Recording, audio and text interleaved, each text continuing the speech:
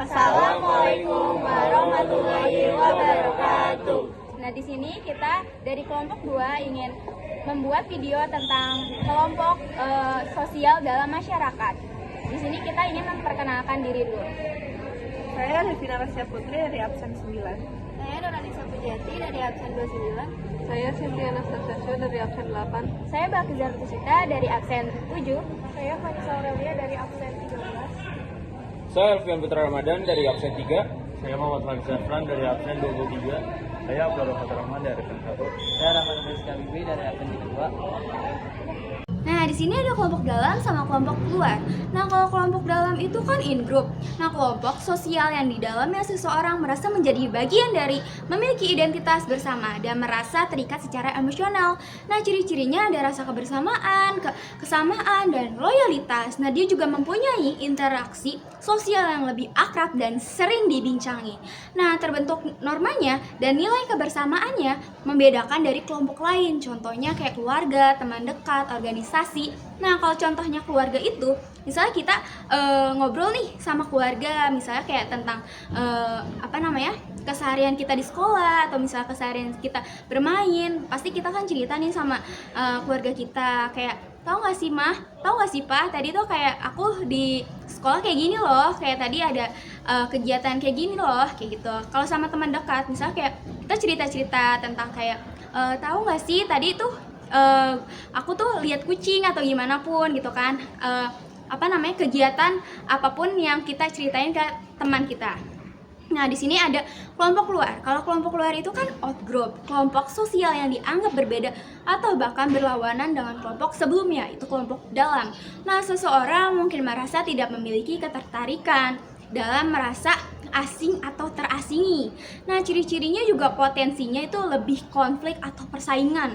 Nah, interaksi sosialnya yang lebih jarang atau bahkan terputus. Nah, munculnya prasangka terhadap anggota kelompok luar, contohnya kelompok politik, kelompok etnis lainnya yang berbeda pendapatnya. Nah, di sini juga ada kelompok sekunder sama kelompok primer. Kalau sekunder itu dia tuh lebih formal, bersifat formal, tidak terlalu mendalam juga. Dia tuh kayak tujuannya tertentu gitu kan. Kelompoknya biasanya terbentuk untuk mencapai tujuan bersama dan interaksi antar anggota lebih sering bersifat sementara.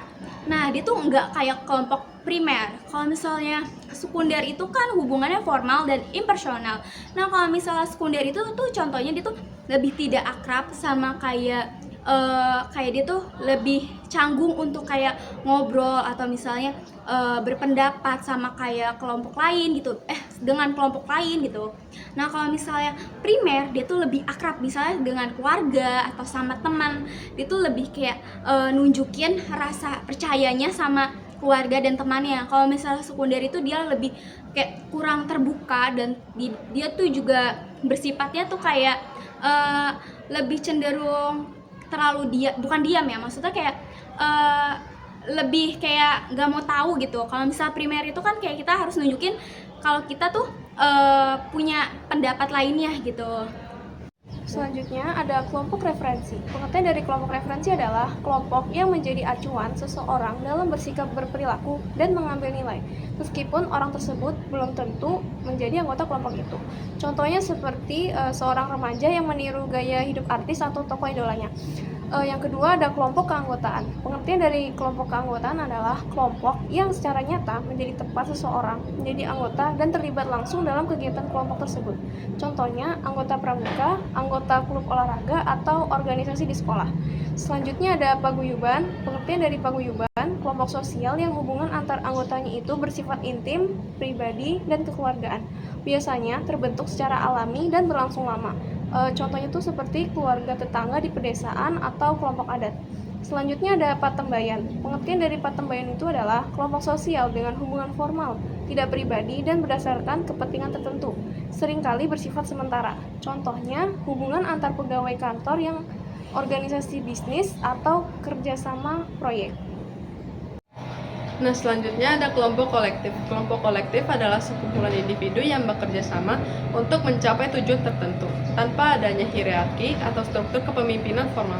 Istilah ini bisa merujuk pada kelompok kecil atau besar, bersifat sementara atau permanen, dan dengan anggota yang bersifat sukarela. Ciri utama kelompok kolektif adalah tidak adanya struktur kepemimpinan formal seperti bos, direktur, ataupun pengawas. Keputusan diambil secara bersama-sama dan semua anggota memiliki kedudukan yang sama. Nah, kelompok kolektif ini dibedakan menjadi 3. Yang pertama ada kerumunan. Kerumunan adalah kumpulan orang yang berkumpul secara fisik di suatu tempat, biasanya dengan tujuan yang relatif sementara dan tanpa struktur organisasi yang jelas.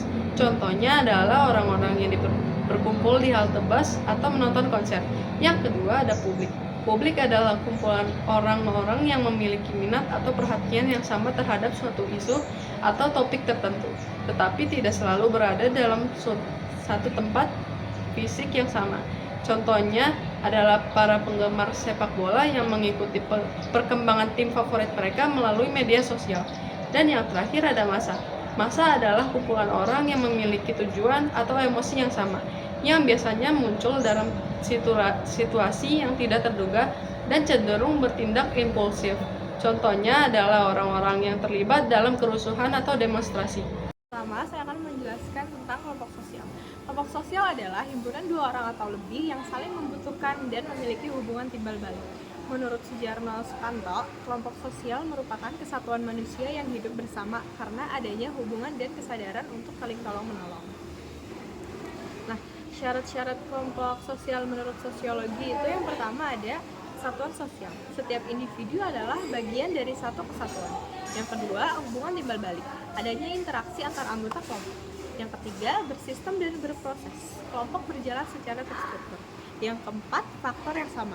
Adanya kesamaan yang mempererat hubungan. Yang kelima, struktur dan pola perilaku. Memiliki struktur dan pola perilaku tertentu. Sekian, terima kasih. Ada proses terbentuknya kelompok sosial. Proses terbentuknya kelompok sosial terjadi karena manusia memiliki kecenderungan untuk hidup berdampingan dan berinteraksi dengan orang lain.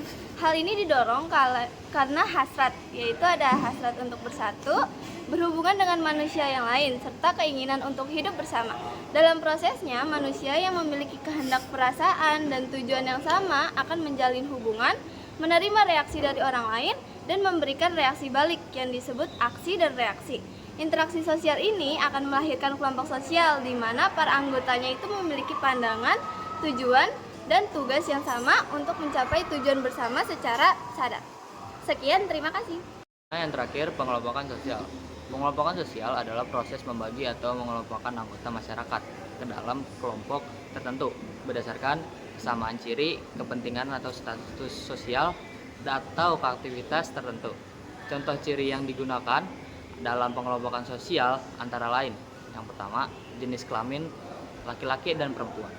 Yang kedua, usia, anak-anak, remaja, dewasa, dan lansia. Dan yang ketiga, pekerjaan, seperti petani, guru, dokter, buruh, dan lain-lain. Dan agama, suku, bangsa, atau tingkat pendidikan. Yang selanjutnya, kelas sosial, kelas atas, kelas menengah, dan kelas bawah. Dan sekian, terima kasih. Hai, apakah kamu tahu tentang kepemimpinan? Kepemimpinan adalah di mana suatu pemimpin dia berhak mengatur anggotanya untuk merancang suatu kegiatan dan mencapai tujuannya secara bersama. Biasanya, kepemimpinan dipengaruhi oleh 4 faktor. Yang pertama adalah leadership. Biasanya dia banyak inisiatif dan menunjukkan pengabdiannya untuk kelompoknya. Habis itu ada popularity, yang berarti dia memiliki banyak kenalan. Dan dia assumed representative, dia biasanya menunjukkan pengabdian pada kelompoknya dan dia yang paling menonjol. Nah, di situ kepemimpinan dibagi menjadi 3. Kepemimpinan otoriter.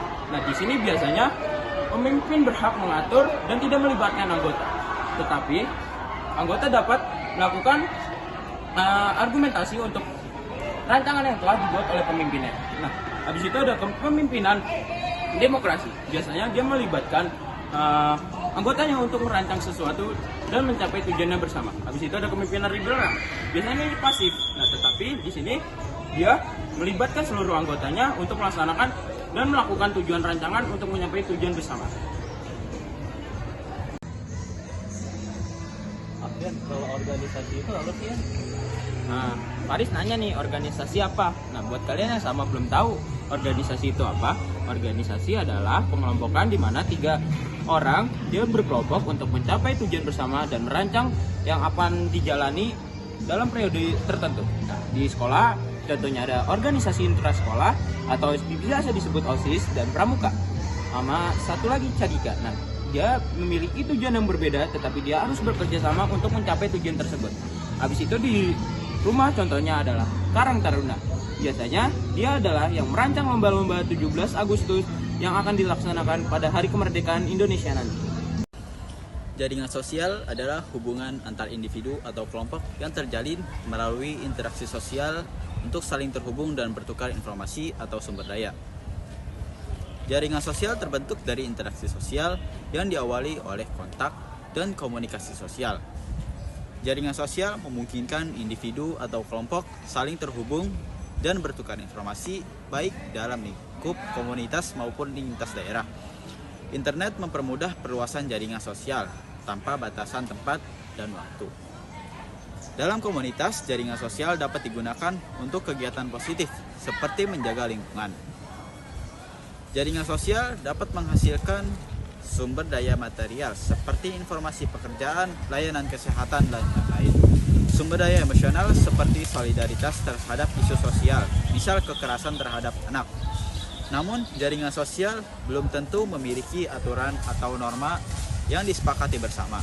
Konformitas adalah kesesuaian perilaku individu dengan norma dan aturan kelompok untuk mencapai tujuan bersama, seperti menciptakan suasana kos yang nyaman.